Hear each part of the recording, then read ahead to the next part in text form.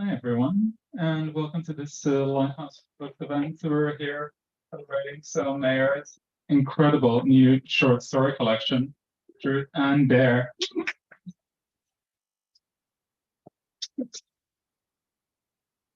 So the way this event will go is that so read for a bit, then we'll just have a brief chat. Then we'll open it up to audience questions for the last 15 minutes or so. If you're watching online, you can just pop the questions into the chat box and we'll read them out when we get there. But first of all, buy your time. So Mayer is a writer, bookseller, organizer, and film curator. Their recent books include A Nazi Word for a Nazi Thing, a book-length essay on queer films, bodies, and fascism for Peninsula Press, and their most recent collaborative projects are Space Chrome by Ursula K. Le Guin, Silver Press, The Films We Can't See on BBC Sounds, Unreal Sex, also from Cypher Press, and Mothers of Invention, Film, Media, and Caregiving Labor. So works with Burley Fisher Books and queer feminist film curation collective, Club Defend. Truth and Dare is their first collection of short stories, just out now from Cypher Press. Welcome. Thank you. Jack from Cypher is not. Oh, yeah. Okay. So I'm going to read a bit from Jack's favorite piece in section first. It's called Changing, but then it's got like an equal sign with an arrow, like moving. And I guess it's a bit of an end of summer reading. Changing. The water molecule is so common that it is wise to just memorize that water is a bent molecule. Underwater, you have no breast tissue, no wide hips, no soft pouch of belly, no wobbling arse or dappled thighs. Underwater, the fat of you persists, but sleeked into hydrodynamic ripples of blubber, wrapped in navy blue, almost black with moisture like that. Is it the reflection of light patterns shifting on the bottom of the pool, or has the water contorted you?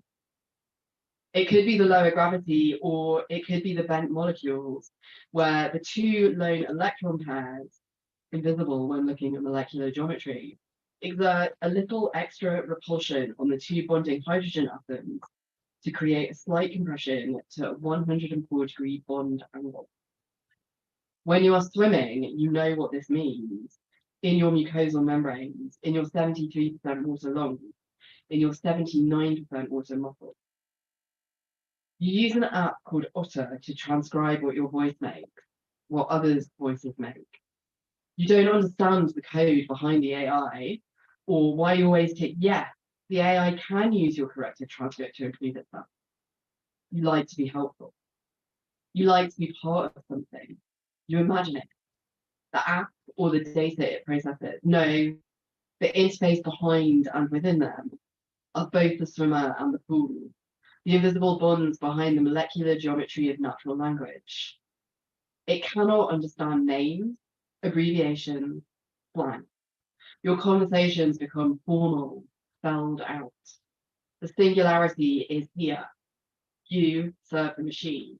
You serve it because it means you do not have to listen back to your voice in order to transcribe. It removes you from you, making a language you that is all surface, in which you can hear the depths that resonate when bent by the bone echo chamber of your skull, but are not caught on tape. You'd rather be the machine or product thereof. The pool is not a machine, yet it is, metaphorically. An interface, a blue screen, data. You enter into it. Enter your pheromones and skin cells to be processed by the chlorine. It's not literal, is it? You do not wear a Fitbit or whatever, but you book online because you have to and pay with a traceable digital source. You swipe your card through the turnstile. You fill in the Leisure Centre survey. You like to be helpful. You like to prove you are more than how your body is perceived by others, including yourself. You know you are being seen. The pool is monitored. The sky is monitored. You check the helicopters that pass overhead. You use your phone to check the humidity, the pollen count, the pollution. I really like something.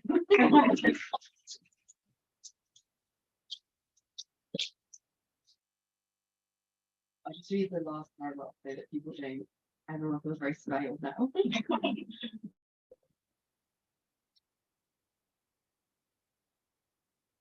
You jump into the water and ask its search engine, what does it feel like to be in a body that is just a body, an abode, an entity?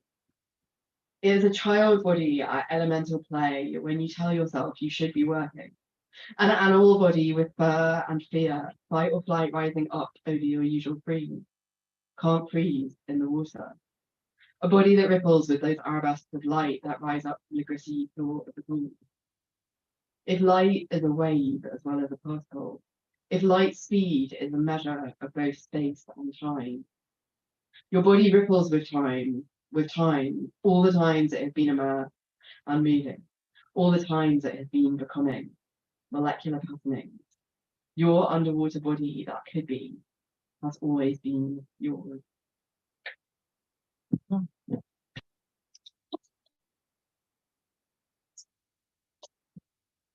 That story also has one of my favorite quotes, which is your body is an unfungible token that you cannot afford. Yeah. Yeah. Which like is just one of the many wonderful examples of how you play a lot with language and kind of like just the almost you make the world around us seem like science fiction because in a way it almost kind of is. It's abstract, it's constructed by mind. But I'm getting ahead of the chat. But I guess yeah, like just pulling it back a bit and just I'm curious just as what you think of the numerous labels that have been assigned to the book because obviously kind of like it's has a lot to do with science fiction, fantasy, gothic, horror, but also it has threads of a memoir going through it. So I was just wondering kind of like did you set out to write a memoir that kind of like went in a different direction, or were you writing short stories and you found the memoir kind of like coming through? Yes, both. Yeah, I'll take it all. As a quilt bag person, I love labels. Love getting labels and putting them in my bag and mixing them up. And seeing what happens, like a lucky dip. I think memoir can be, like you said, it can be science fiction. I think Kubrick has that aspect as well, that the things that are happening around us happen so fast and we get so much intensive information about them from these global media, and at the same time that's such a misrepresentation of the interpersonal experiences and the complexity of politics, and the complexity of the geology and ecology that we live in, that in some ways the way for me to write memoir right now it has to have that ecological, it has to think about surveillance, it has to think about media, because like I really do believe the singularity is here, and I do believe we are a part of an ecology. So to write with an I, like the Euro-Western lyric individual subject, like what is that number? What is it doing? It's cutting itself off from using, as you said, incredibly rich vocabulary that's so much fun to play with, like how science is written, some of the quotes and changing it from Wikipedia, and it's so much fun to play with that language and its dryness, its desire to inform, its desire to hide its own biases. What happens when we soak that in the swimming pool? What happens when we stop lying to ourselves about like, yeah, I'm made up of chemicals, yeah, but other chemicals in the world around affect me, and what happens if I start talking back to that? So I guess I don't see, we started saying it was a collection of speculative fiction and speculative fact. Just to really like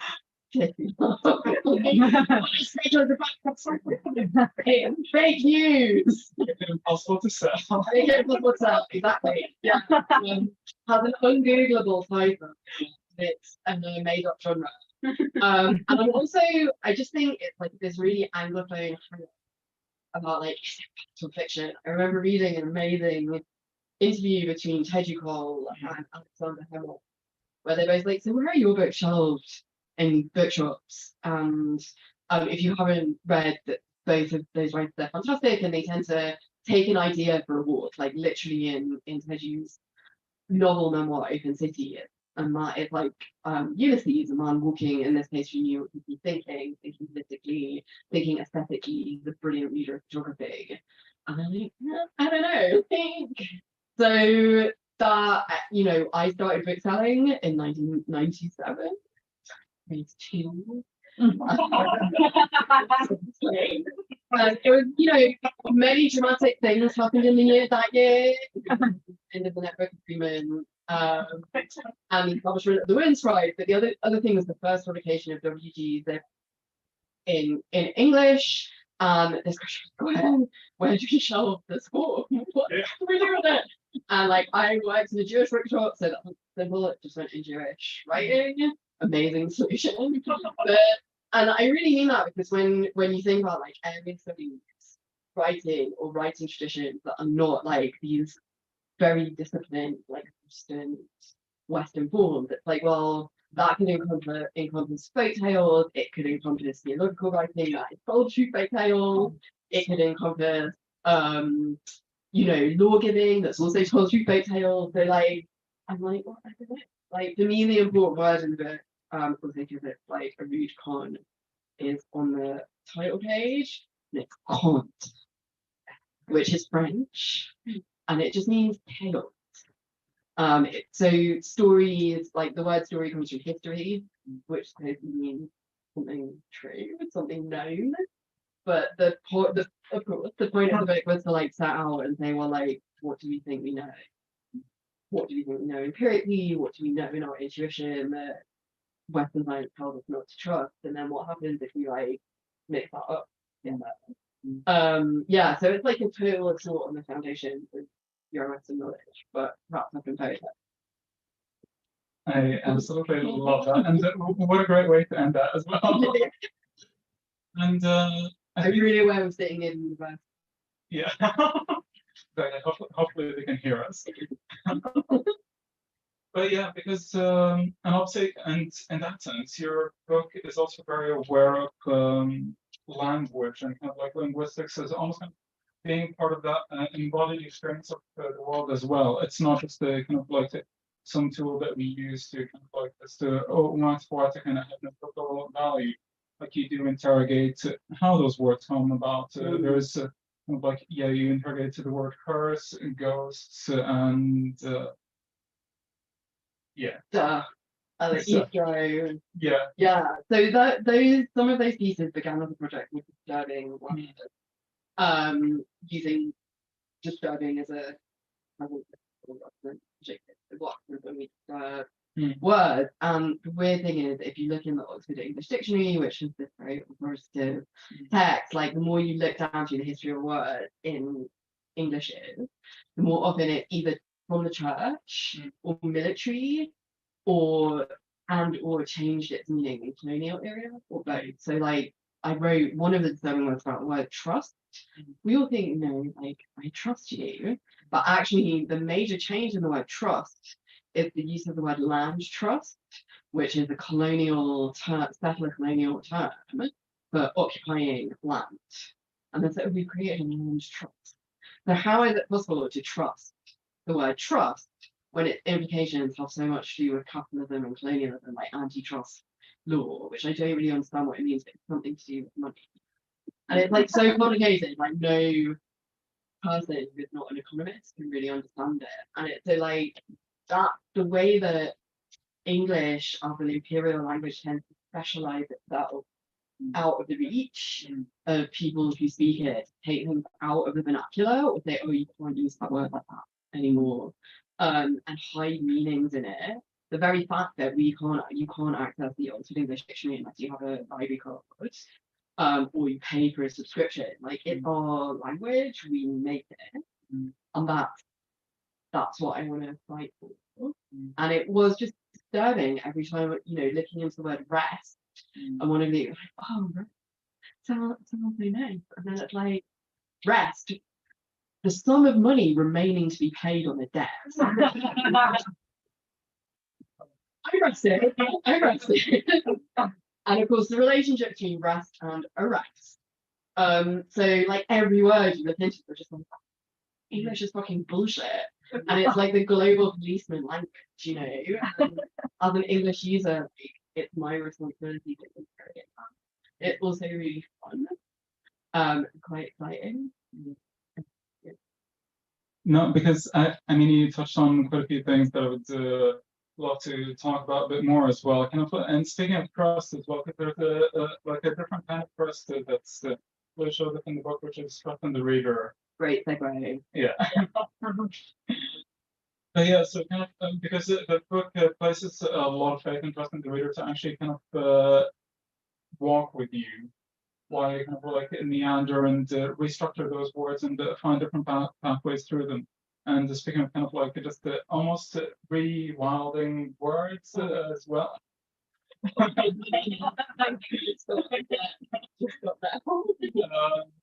For example, kind of in one of the later stories, well, you use Welsh words in the context where kind of like if you know that this is the Welsh word and kind of like what it means for it to be describing landscape, that it does say something about the space, you just get a kind of a whole different insight into the story. So it's a book that very much recognizes that words are political and they are the tools through which we create our world. And in order to subvert traditional kind of like narratives or forms of memoir as well, we have to kind of confront how we do that. Yeah. Yeah. I'm just so overwhelmed. I'm someone who's really excited by the multiplicity of language, like definitely someone whose essays are like, you know, why are you using 6 words when one would do? And I'm like, I don't know, they're just really tasty. They feel good in your mouth, they're like nice to write down, they make different shapes. And those words do have specific connotations or feeling. And yeah, so you mentioned Welsh, there's Cornish, Cernyaoan in the book as well. There's Polari, there's some Arabic words, there's Persian words, there's, you know, Spanish. There's the suppressed Irish phrase, which I decided to translate because it's an IRA phrase. And I thought people who know will know. I had an Irish copy editor. Our day will come. So you know, and it's not, that's not my phrase necessarily to use in Irish. And I think, I don't know, like there's always like horrible generalizations. There's two kinds of people, but I think some people are excited by multiplicity and excited by the possibility that that offers, and some people feel threatened by it. And I'm not going to say that's binary because it's non-binary, so some people are in the middle, I'm sure. I just wanted to find forms of writing that made space for people to be excited about multiplicity, about the multiplicity of narrative, about the multiplicity of words.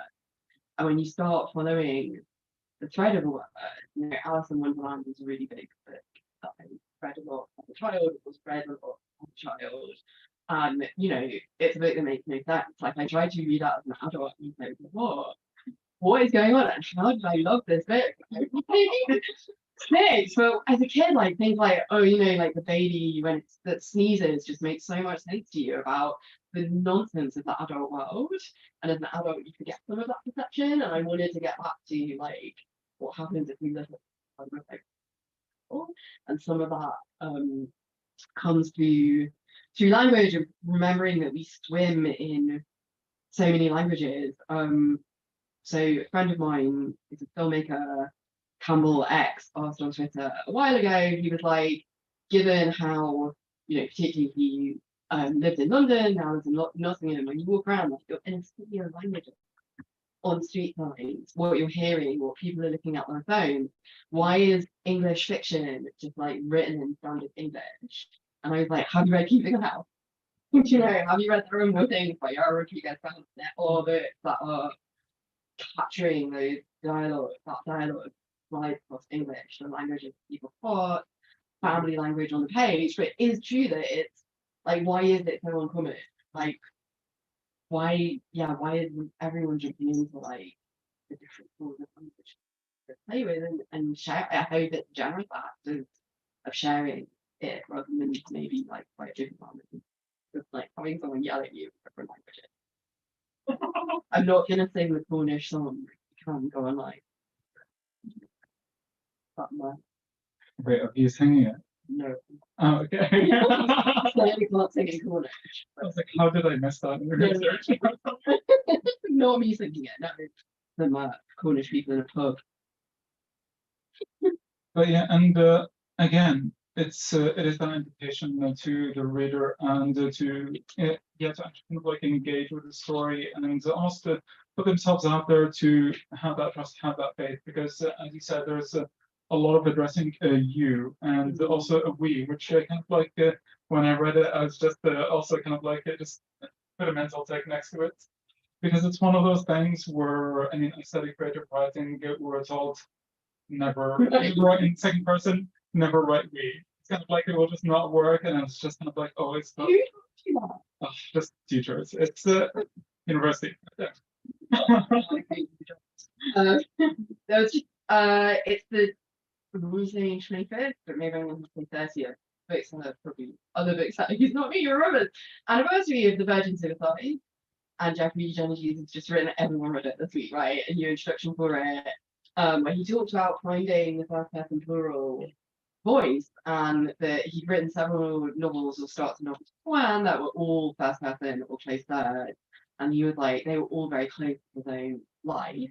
And he couldn't tell them it wasn't working. And it was when he found this first person plural, we, that's also an observer narrator. So if you haven't read it, the we is a group of adult men who are remembering some young women they knew when they were teenagers, and they're trying to reconstruct the tragic story of what happened in this family of sisters. So they're witness narrators, they're plural, they're like a kind of way in which they're shifting accountability by speaking in the plural, but also coming to take accountability for their participation in this sort of patriarchal system, like has such an impact. For me as a teenager, like I can hear the voice information in my head. But I wanted to, the we's in this book are different from that. They're we's who are finding accountability by being plural. So not just getting away from individuality, but thinking about like how do we share experience given we are different? How do we work together? It was a kind of political process. Say like a we does not have to be homogenous. It's not necessarily a we that's united by like kind of a narrow idea of identity politics, but by a broad idea of identity and politics as things that might intersect or bring you together for a while, take action. And then often in the stories it's about like boundaries changing. So in pornography, for example, there's a fabric that is not designed for that reason, but it ends up kind of starting to erase some of the boundaries between people, allowing people to share experiences. And not just people, but like interspecies in really powerful ways, and to resurrect memory through that. And like that's just something I want. So I write in first person plural to feel that politics and community as someone who's like a bit introvert. Obviously like we live in a situation that pushes back against that so much, like that our ability to reach out to each other and sit in a room. Yeah. And then the you stories are about the experience of association and kind of like being okay with that. Yeah, we all dissociate and have to live with them, right? Like that's the force of it. We're all in the singularity, and it's like, okay, well, when I speak to someone that I say you to, I often do that with love or kindness or interest or curiosity. So can I do that to myself? Can you be aware of compassion and rather than dissociation? So I don't know.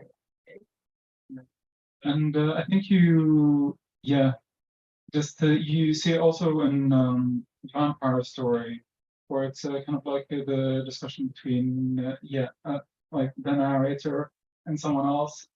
Like I won't say who, just unless you want to say, just because of the way it unravels, it's just very, very beautiful. But yeah, because it just shows how we learn about ourselves through that communication with an imagined you, and especially kind of like someone coming from a migrant background as well, where a lot of that history that told kind of like in an embodied way actually might be lost and a bit inaccessible, which is kind of like it makes sense. You're interested in Theobald as well because Yeah. he deals a lot with that kind of like the missingness in the archives, and you find a way to really write, yeah, the narrator and kind of like just find a way of writing back into that archive that's not prescriptive, that's not kind of like definitive, and also kind of like avoids extraction, like as in kind of like you can't just easily pull from the archive and be like, oh, so this addresses this issue, because all of them are so intertwined that you can't talk about one part of this book without talking about all of it. I love that. Yeah, you have to read the whole thing. Even though it's short stories. I mean, you can dip in and out and read in the order. Shall I read a bit from Vampire from the end that maybe see? Yes, but So yeah, I'm just gonna give it away because like one of the things that I challenged myself to do in the book was as much as possible give the game away to have the subtext for context, to like let the reader come on the process of that with me, but to not be like an unlimited. So this is Vampire is a story about my great grandmother and myself, who it's a privilege to know older relatives, have that opportunity. And she was a really extraordinary person, a difficult person, part of history. And so the story begins with an encounter, overlaying an imagined and real encounter with her, as trying to imagine what it was like for her as a young woman to come to the UK, fleeing the Nazis, to arrive in the UK as an enemy alien. And I have her enemy alien registration papers that every year she went and registered, she was a year younger. And you can see why the story, and she was Romanian. The story is called Vampire. English was my great grandmother's third or possibly fourth language. From an upwardly mobile religious family who had moved to the capital of the new kingdom of Romania, away from shtetl life, they made sure their 14 children, raised secular, spoke French, the language of society and business, French, Romanian, Yiddish, English, in that order. My great-grandmother, who read all of Proust in French, was reading Jackie Collins by the time I was old enough to understand that I should be asking her for stories. Her memories didn't extend to the fact that she'd asked me the previous day what fuck meant, and had told me that I was prettier now I wasn't such a fat child, all in the same breath. So, I couldn't, at 15, put together the fragments I gathered from her oft-repeated splinters of story thrown into the air as she, a tapissière, I had to look that word up to write in the story, tried to teach me no hand-eye coordination, no patience, to sew, knit, crochet, always ending in bloody fingers and tears. Only as an adult do I realise why the American serviceman brought her silk stockings when she was an unemployed enemy alien in London during the war. I realised how she survived alone, deserted by her first husband and raising a small child. I know now she would not understand me as I am now, queer and non-binary, any more than she understood when I was 5 and told her as she fitted me, tugging at my solidity for a tutu I would never wear, that I wasn't going to have children and wouldn't get married until I had an unheard of thing in our conservative Jewish community, an independent career. Maybe I underestimate her, the survivor, underestimate our mutual capacity for misunderstanding.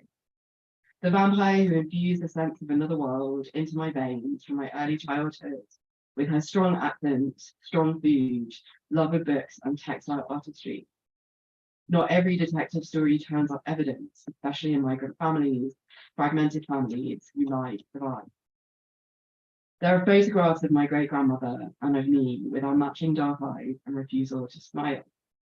Cliché, she would have instructed me, is the French for click, as in the click of an analog camera taking a picture. A cliché is a fixed image, a film still in a frame that freezes what can be. A vampire is a white man in a dark cloak who preys on swooning virgins. A vampire is a force of nature stronger than death, crossing oceans of time to find love. Click. They say a cliché becomes a cliché because it's true. The dark and stormy night was real. On the beach I'd never been back to without shivering, even if for years I would not admit to myself that the sunny, fun postcard scene, cliche, was where I tried to end my life. Something flew me off that beach and up the cliffs, shivering. Something as big as the sea. I still taste on my bitten lips when I think of that night.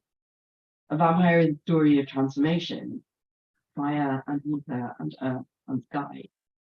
My great grandmother was not a vampire, spoiler, when I knew her, just as when she knew me as a girl.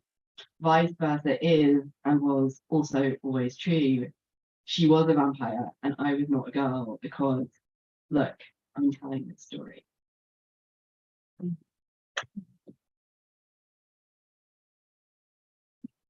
The story also has a table in it, which I chose not to read out. I didn't really think about how I would do that. I should have PowerPoint, you can look at it yourself. Either we can see it forever. But that was, yeah, I absolutely love that story, and just the description and kind of like the elaboration on the word cliche and the word click also kind of like brings to mind the role of cinema as well, and kind of like making a language through which we end up seeing ourselves, and because you're also a film critic. Yeah. Yes. So I was wondering if you can tell us a bit about that. Yeah, I kind of don't use film criticism anymore because Twitter ruined it. Twitter ruined it. What? Yeah. I like to have time to think about a film, and also use lots of words. Yeah, I mean, film a bit like science or political realities or apologies, like film is just part of how we move through the world. Like we look at moving images like constantly all the time, like literally now, like on the escalator in the tube, it's just become part of a language about every day, maybe came into our houses at least. And so it's part of how I always tell people I was, raised by television. I really like that. Mainly, they gave me a language for sort of understanding the weird world I was in, and I still sort of treat television a bit like, oh, okay.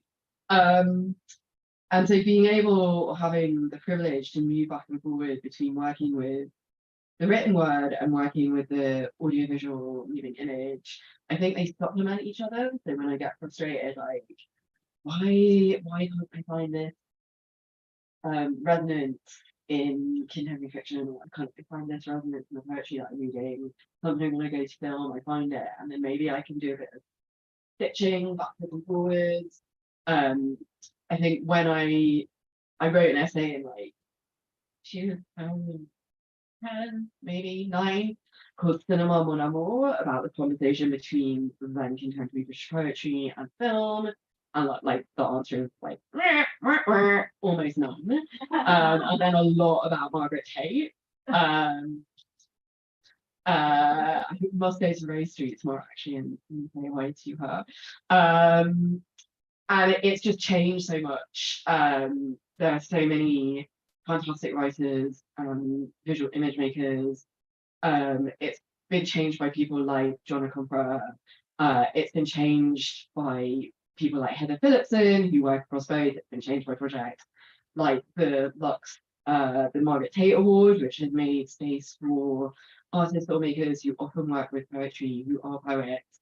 And that's just it's been an incredible transformation, again, of like this kind of set small islands matching up with what was happening, what's happening around the world, where things like poetry and avant-garde film are like much strong and intuitive and incredibly like beautiful feedback cycles relationship with each other. And even when narrative or like fiction feature film or like a filmmaker like Tarkovsky draws on poetry and thinks through the image poetically. So that's been like a massive transformation, which obviously I instigated with my essay. It's a massive Oxford handbook that costs like £200 for no one read. Actually, it's ridiculous. So I just it's been amazing to watch that and feel part of that and just see that like interfusion and exchange across art form and feel like I can be part of it. Not in that like a necessary show of like cinephile, oh my poetry is from the school they do. Right. It's me. I'd much rather have MCU representing the country. I did write an amazing suite of Ekman poems called the Misty Friendship. Okay, where can we find that? I don't know. She's a thief. That was great. I'll put you. Information should be free. But that the mutual conversation between like with a writer like Pidgey Cole, people who think through the fact that we live in images, people who think through the fact that we live in language, visual, verbal language. It's just really important to me. You know, I don't make visual images, I don't make audio visual. I think it's an incredible skill. I love reading it, being with it, thinking with it, drawing from it, and hoping, you know, that maybe people who have that skill might read it, see that cycle. Any short filmmakers, talk to me. Yeah, so I don't know, someone said to me that Vampire, they felt like Vampire was an essay film on the page. And I think that's that. Yeah. I can see that because I was going to say it feels like there's a sense of the deliberate with how you also lay out words on the page. That it's not just the kind of like, yeah, that this is where a paragraph goes. This historically it should go there, and there's kind of like a lot of playfulness with that as well. Yeah, so I don't know. I kind of like I saw a lot of the visual on this, so I like it as well. Like, just my last question before I go to audience questions is tell us a bit about Cipher Press, your publisher. Yeah, well, I was gonna say the reason the book looks so gorgeous and so readable. The cover is amazing.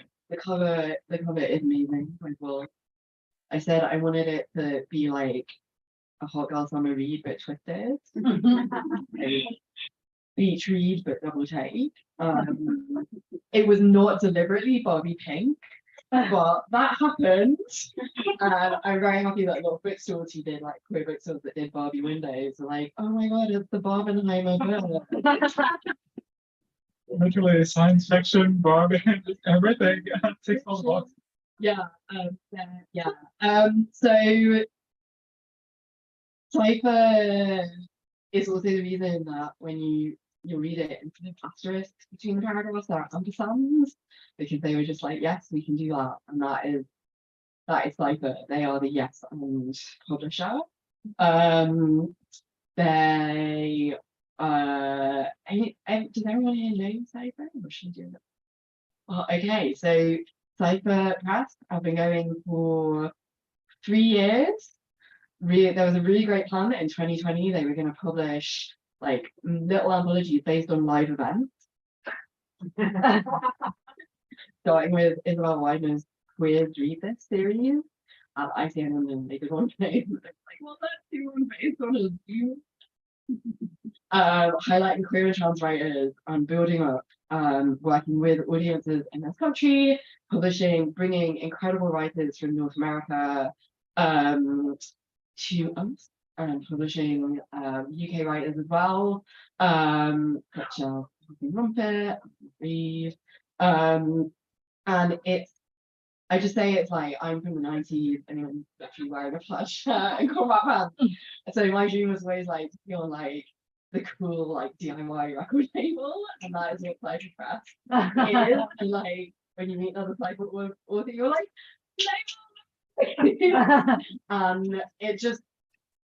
it's just been incredible. Like I couldn't have written Truth and Dare without Cipher existing. They created a space of permission for quilt bag writers, which stands for queer, intersex, lesbian, trans, bisexual, asexual, agent, and gay. And I like it because it's queer, intersex first. Writers in this country that didn't exist before. It's been a long time since gay press in this country, gay men's press. And there's now more people have joined, like Polari Press. and it just, yeah, it's like a door.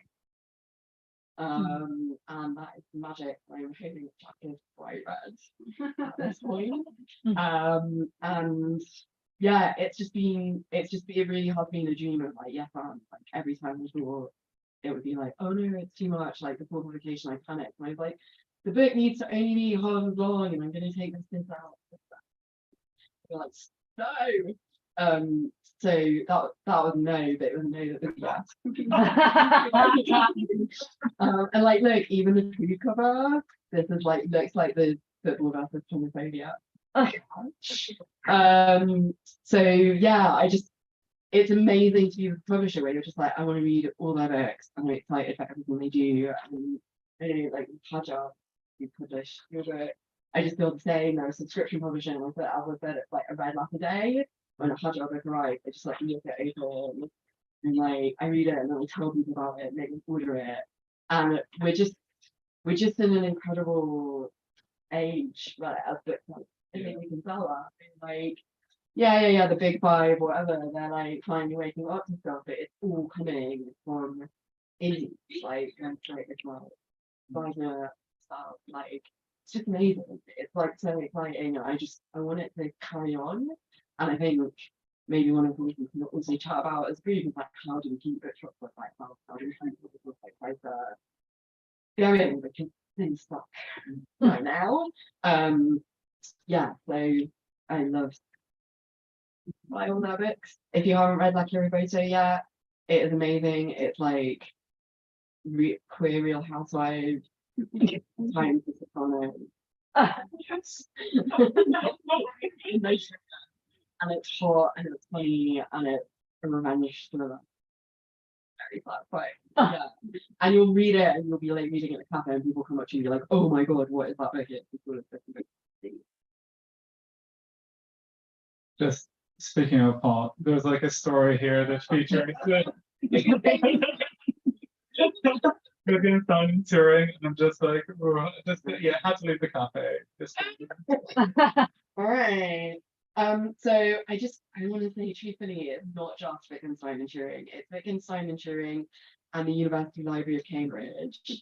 It is a threesome.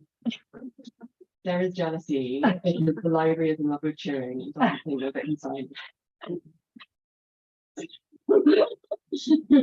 really glad this name. And I have a footnote. Yes, babe. All right. So all of this is plausible. I'm just going to say that I researched it really carefully.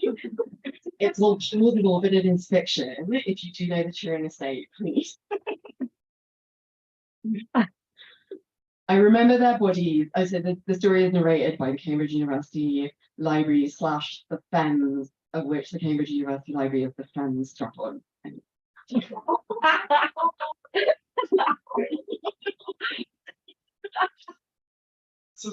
This is why I love this book. I remember their bodies fitting smoothly together with each other's, with mine. They grasped each other's directions through flambles. Is this their first time with each other? Ever? It seems like. Everything before this is speculation anyway, arranged by my capacious brain from facts on record in the books that fill me, from whispers between them that entered my facade. It is at this moment of their arousal that I too arise. I'm aroused. A new sensation. Yes, I have been erected, but this is, I intuit, Venus. Skin stretching until I feel their hands unbuttoning, as if reaching for my tower, as if cupping my horns. Did Gilbert Scott realize the crude cock and balls of me he'd scrawled for his wealthy John and then erected? A finger up at Rockefeller's insertion, the wet fens transition. Wittgenstein has his back pressed against my wall, his shoulder blades through his worsted jacket shaking as the younger man instinctively kneels. Neither has spoken a word to the other. They exchange no names, no instructions, no devotions. Wittgenstein reverts to Wienerisch, his wet nurse's dialect, sotto voce, followed by harsh imperatives you'd hardly expect the office class to know. meaning as you. I feel the hot new skin of myself against the humid sky, tens of thousands of leaves lapping at the edges of my consciousness, noctilucent clouds swagged with rain that I press toward, wanting. Wittgenstein murmurs Rilke's words in German, and I think them in Mood's translation. Physical pleasure is a sensual experience no different from pure seeing, or the pure sensation with which a fine fruit fills the tongue. Footnote. As they will come to be quoted in Alberto Perez Gomez' Built Upon Love, architectural longing after ethics and aesthetics, held selfishly in the architecture library, whereas I only have a digital edition via EBSCOhost, all my cries for a deposit copy unheeded. This will be my only footnote. Feet working an inner waltz, he comes in Turing's mouth, suddenly monastically silent. Does Turing, gazing upwards, recognize the distinguished lecturer? He has excellent night vision from a late adolescence spent stargazing, sketching the constellations above the North Downs that roll around his childhood home. And if he does recognize him, would it matter in this moment? His arousal, the saucy taste of semen in his mouth, it connects him to the cosmos. Virgo glitters on his tongue, although she is hidden behind scudding clouds. Do you know, Chris, he writes in his head, I can hear the crackle of the universe, electric pulses traveling as light. His cock, the constellation Centaurus, is hard against the older man's shin as he leans against him, shivering. Wittgenstein presses back, rubbing flannel against skin, then bends to lift into his feet. They kiss anonymously as Turing stands, unsteady, heady. They are well matched in height and in desire. So many sensations it would take a library to hold them. No, something vaster. A network that never stops. Bicycle wheels over gravel, the constellation whirring. Turing is already thinking about the Entscheidungs problem, the decision problem of computable numbers that iterate into infinity. How to? I want it to last forever.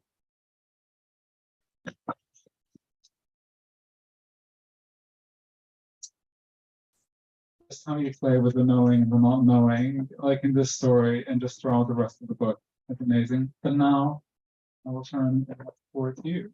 So if you have a question, just call it out loud. We'll repeat it. There are a couple online. I could Yes. start with those while you guys are being shy, but don't be shy.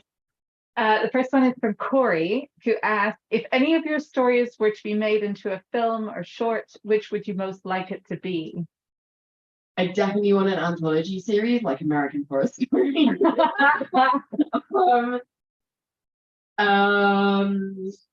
I do think Silicon would make an amazing but very difficult to film story because it has to be narrated by the library.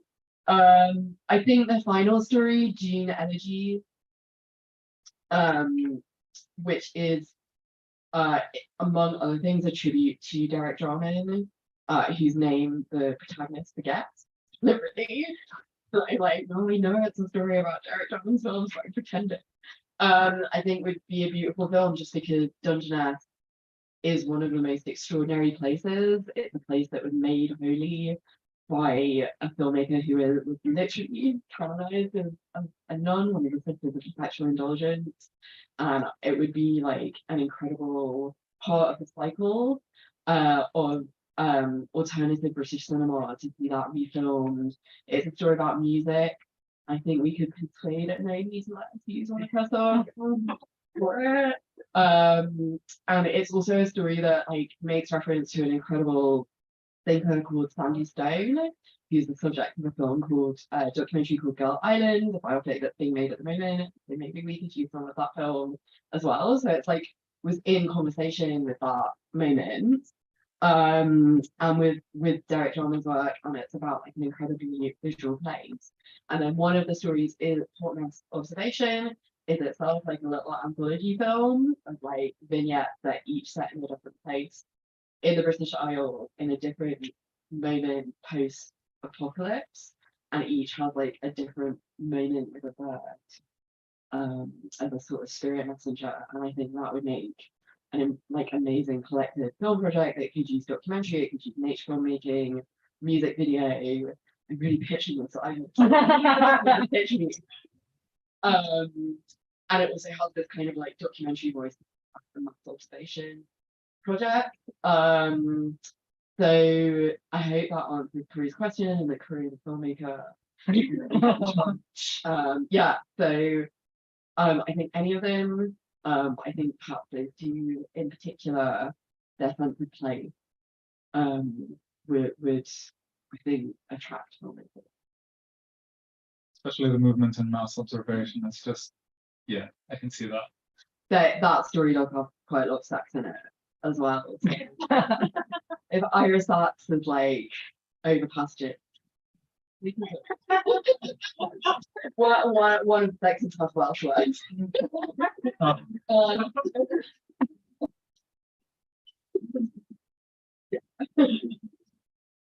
have more online, but I want to give people in the room a chance. I was just wondering how to piece together an idea of a story that you want to write, and then going about sort of writing it out. Yeah. It seems like you think a lot about, this, how the sentences feed into each other. So how does it go from an idea for a story into being pieced together? I'll just repeat the question for people online. So the question is, how do you put a story together, because the sentences tend to link up and kind of like unravel in a very deliberate way. So how does that happen? So in one of my favorite books, Autobiography of Red by Anne Robinson, at the end there's an interview between two poets, Gertrude Stein and Steve Icarus, whose work causes mostly translating. And it's one of the other, like, how do you write? And I think it's Stein says, I write sentences, I put them in a box with some meat, and then I shake the box. And keep shaking the box. And I've taken this as kind of my personal refusal to write linear. I did go through academic training, like have the huge educational privilege of having done that and being with like brilliant thinkers and seeing how like that lucidity can be so generous and it can convey so much information, and also how it can be startifyingly boring in a way of hiding valuable information and valuable like cues for people to think for themselves. So I want to think about how we can have writing that is information dense but doesn't have to follow that kind of didactic like from high to low way of writing, but like, oh, we're going on this like really like sensorily rich like walk or swim or ride or explore or sleep or trip together, and we're taking in sensory information and then we're going to process it, and we don't really do, our brains don't do that in linear order, so it's like trying to find the feeling of that. And sometimes it is as literal as like writing a sentence on a post-it note and then a bit later I'll write a sentence in like Otter, I'll record it walking home at night as people stare at me talking to myself on my phone, and I'm like, I'm Dale Cooper, I am deeply cool. Stop staring at me. Also made a deep impression on me in the 90s. It's the coolest way to rate your life into a table recorder. And I literally, when I had the amazing experience going on a writing residency in Finland, that was a no phone, no internet for a month. And it was the best thing.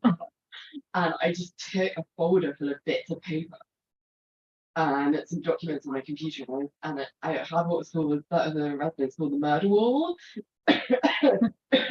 Quite weird. Alone in a farmhouse in Finland. No one got murdered.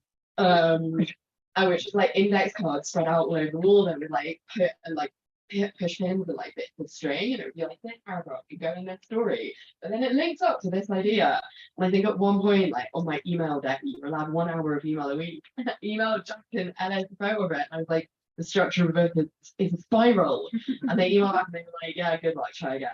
I was like, so much. No, it's made it like it also from the like anime side of it. I'm like a nerd in some of the storytelling. So I wanted it to have that sensation like of each piece being in spiral where you're walking the labyrinth and you just have to like trust the process. And that was like the Gwyn described in the cat period fiction. It was this process of trusting the gathering, of not being like, right, I have to have a set format. I knew what I wanted the book to feel like, and I knew what territory it wanted to cover. So in the murder, you'd be like, no, I'm missing a clue here, or I'm missing this kind of piece, or this kind of rhythm. I need something funnier, or it did become that tactile. But it came out of this practice of taking notes and like trusting that I might write something I didn't know. The first book event I ever left at as a book seller was with the American writer Grace Paley. Who I had no idea who she was at the time. It was like the first time she'd been published in the UK. Like, oh yeah, whatever, 19 thing and tell book was like boring stuff.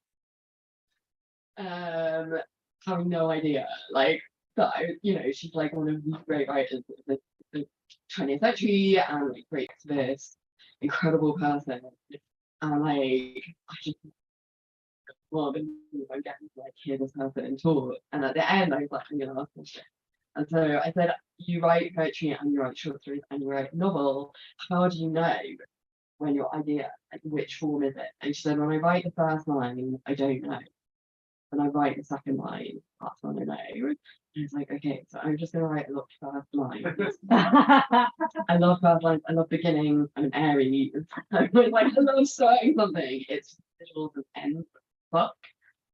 But I like generating beginnings. If you generate enough beginnings, like you might start to put them together or see how they might fit. Yeah. So Grace Paley and the thickest of like meatballs. The students once made that book for me with a pepperoni and some bits of paper.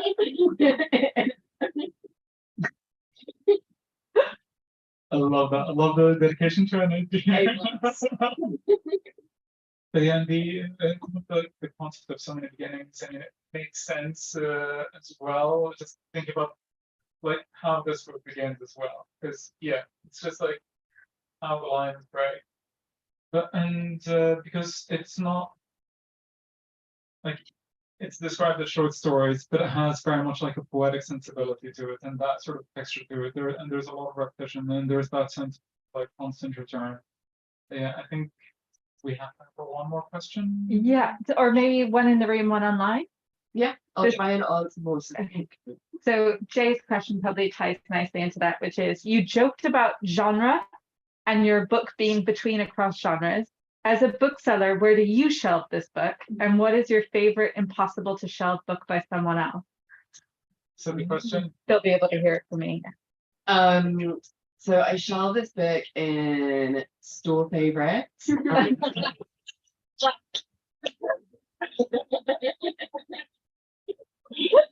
As we do.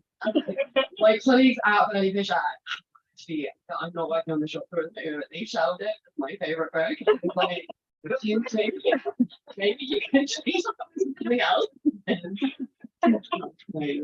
Not quite arrogant. No, I mean, I love the short story section. I think like people who go to the short story section, like fabulous people, they want like when you want short stories, that's what you really want. And like because of online publishing, I think actually like we have such an explosion of amazing short story writers, short story collections, Anglophone, in translation.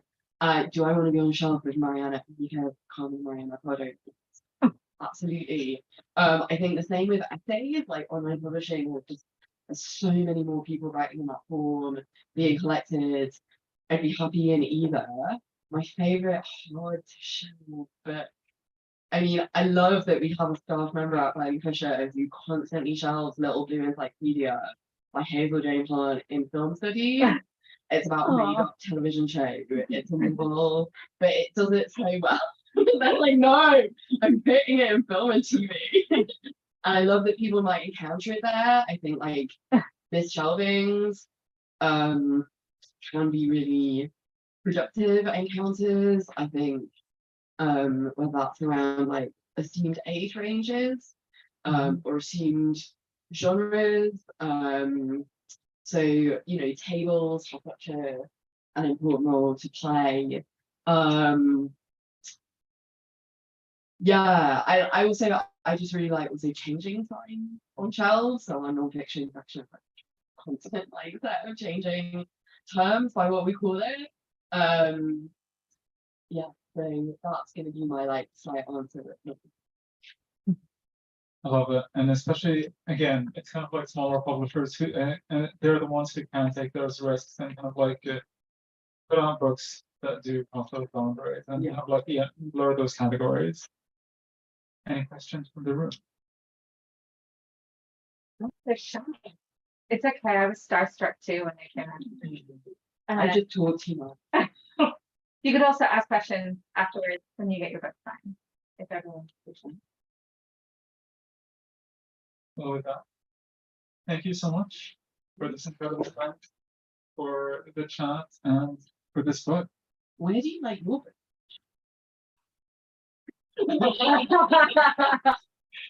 That's all the time we have.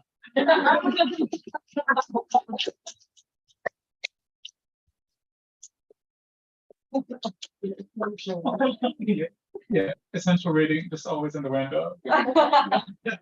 And consistently in fiction and just I think we just need a new section for like speculation or like speculative memoir or hope. yeah, Yeah. yeah, Fuck thought. Like yeah, dark. yeah, exactly. Dark hope is accurate. Thank you so much, so. Anyway.